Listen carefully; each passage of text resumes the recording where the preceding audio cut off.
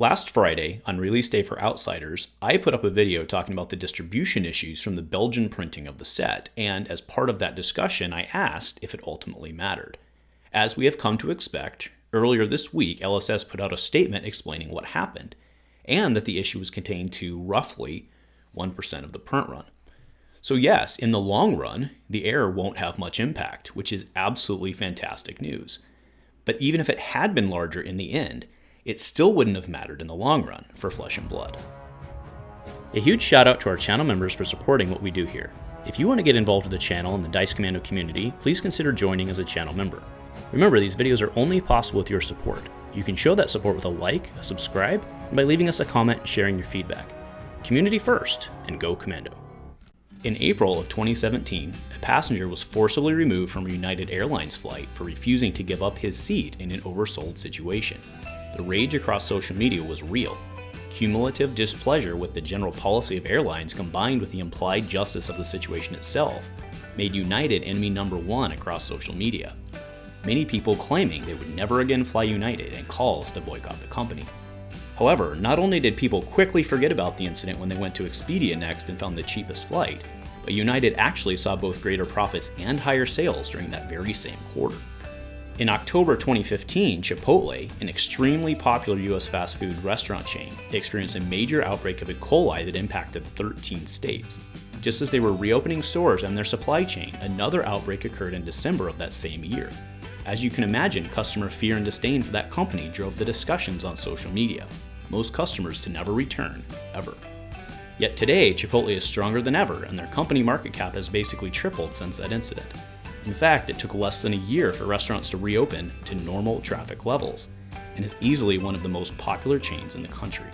What in the heck are you talking about, Andrew? This is supposed to be about Outsiders and how the collation issue wasn't an issue. So what does all this have to do with my day? Well, both of those are great examples of how super major world-ending issues across the internet that sparked outrage and so on ended up having little to no impact in the long run to those particular brands. Now, the Outsiders collation issue was certainly nowhere near that scale, but as I attest, even if it had been much, much worse, it still wouldn't have mattered. Flesh and Blood would have continued to grow, fans would have continued to love and enjoy the game, and there would have been very little long-term impact. So today we're going to talk about why I think that, why I'm saying what I'm saying, and what I mean. And as you can see, I have some talking points over here to make sure that I don't skip anything. Now, there's little doubt that the average gamer is much, much smarter than the average person in this world. There's little doubt about that. Yet, our passion for our hobby often consumes us and drives us to make the decisions that we make. And so often in games, we see similar issues. People are upset about the meta, they're upset about a particular product, or upset about whatever it may be. But then, as soon as the next set is released, it's the meme from Futurama, "Take my money." Let's look at Magic 30. Now, I have the advantage of being someone really on the outside with no stake in the game. But Magic 30, the outrage around that was easily one of the largest outrages I've ever seen in gaming. I thought people were going to storm Hasbro HQ, but then, of course, remembered that we're gamers and we'd have to get up from our computer first. But even so, along comes All Will Be One, and all of a sudden, everyone's rushing off to their pre-releases, right? Everyone had forgotten about their Magic 30 outrage. And it's really the same for any other game. Fantasy Flight Games, for example, one very near and dear to our heart, used to screw its customers all the time. But as soon as they release a new Star Wars deck building game, people run out, giving them their money, and so on. And that's just what it is. And that's why, even if this collation issue had been much, much worse, there's an excellent chance there would have been zero long-term impact to this game. Now, as we've come to expect from LSS, they did an amazing job with speed and transparency in their statement and releasing their findings. In fact, one could even argue that LSS actually came out of this better than they went in. The fanboys can ignore the issue and cheer the company, and those who are upset will be drowned out to the sound of "random is random" just by singles. And now that we know that this is an issue that was very, very limited in scope, and at least as we were being told, did not result in any legendaries being taken away from anyone's hands, just extras being put out, this is all great news. Being approximately 1% of the Belgian print run, which was itself only a portion of the full global run, means that only a small and limited impact of this exists, which is, of course, fantastic news. Now, it doesn't change the fact that there was indeed a problem. And I do want to say how many other problems there maybe were, just at a level that got covered up because no one paid attention, or it was on commons, or whatever it may be, and it just presented as random, and it was dismissed. Now, something that's very interesting about the fallout of all of this, and again, I think kind of speaks to why the impact of this will be minimal, and certainly in the long run, none, is we did see people coming out and saying, I will never again buy sealed product because of this issue. And that's their opinion. That's fair. And what is interesting is I didn't see anybody say, I'm quitting the game because of this, which I think speaks to the health of the whole situation and the health of the game and the community and all that.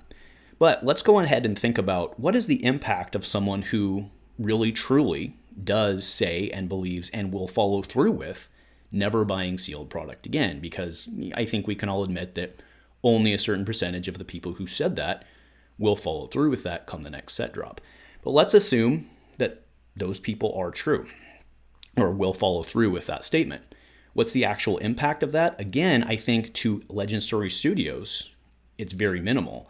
In fact, it's zero, because again, those people aren't quitting the game. They're just no longer buying sealed product.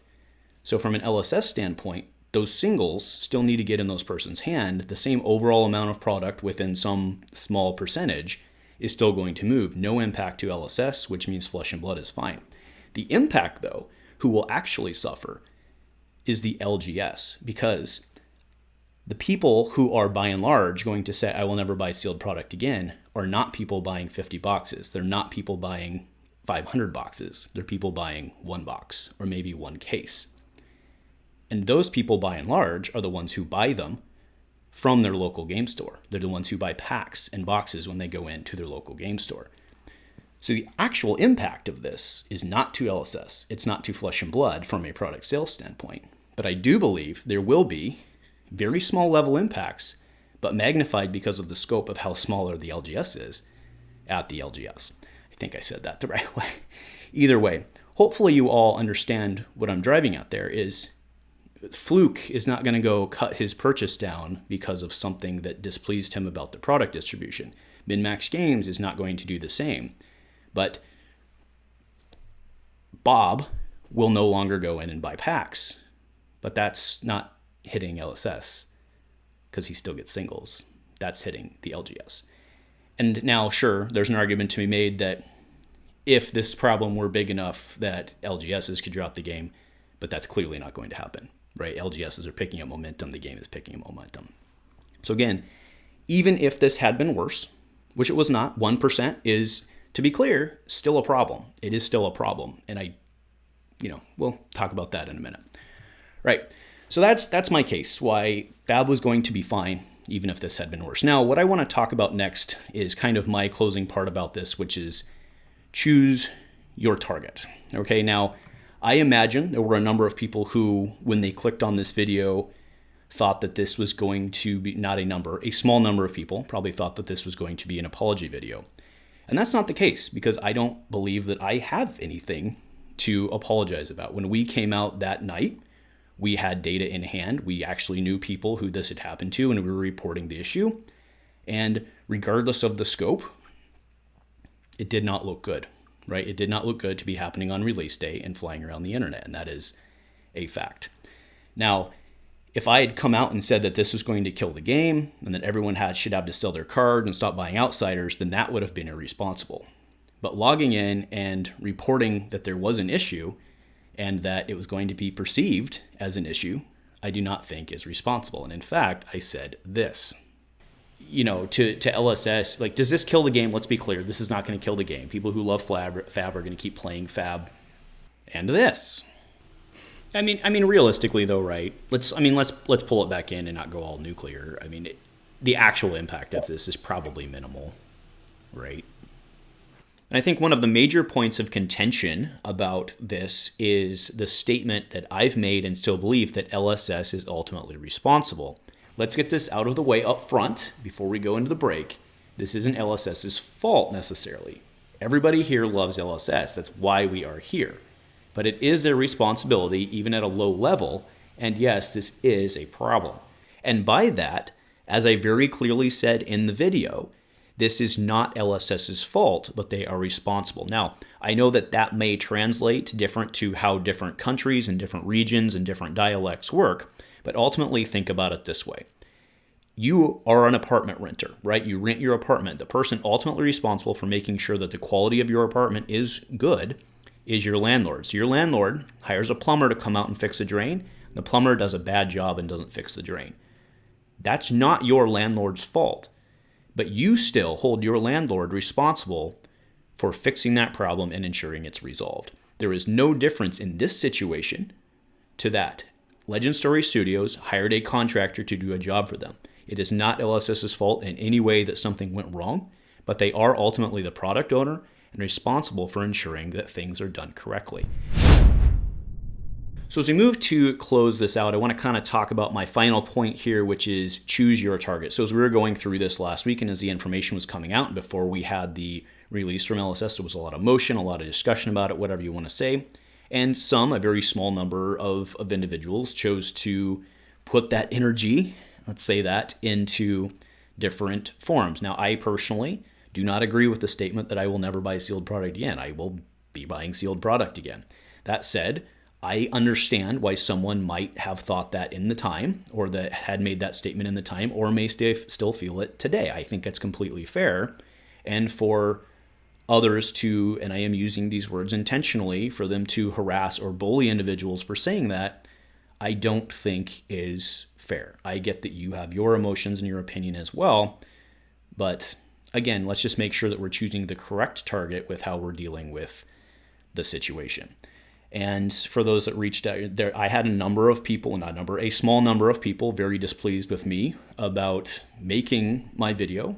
And that's a hashtag sorry, not sorry. I'm sorry that you were upset, but I'm not sorry that I did it. People are often so protective of this game to a fault, right? There was absolutely nothing wrong with letting people know what was happening and backing it up with proof as it developed. And again, we've shown the proof. It was a problem, right? Now that problem was contained to a very small amount, which makes it not an issue. But it doesn't change the fact that there was a problem, and it's okay to talk about that and acknowledge it. And again, LSS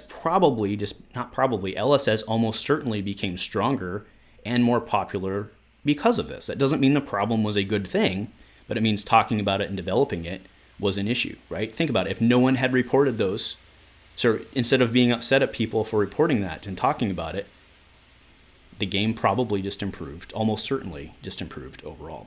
So let's just make sure that we're putting our energy in the correct space. So again, in conclusion, to wrap this up, this was never, even if it had been worse, this was never going to be a problem.